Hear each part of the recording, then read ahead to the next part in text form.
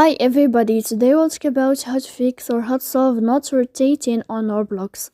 To know how to fix or how to solve the problem of not rotating on Roblox app, you should just go to settings. After that, you can click on apps, default apps, app settings. Here in this list, you will enter to the window or to the app of Roblox and you can click. Then in this list of app info, you can click on first stop and you can click OK. Here we'll enter to storage.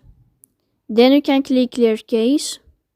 Don't click clear data because that can cause you errors or can delete your account.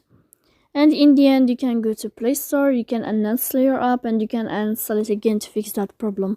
So please don't forget to support us by like and subscribe. See you next time in another video and thank you for your attention and your watching. Goodbye.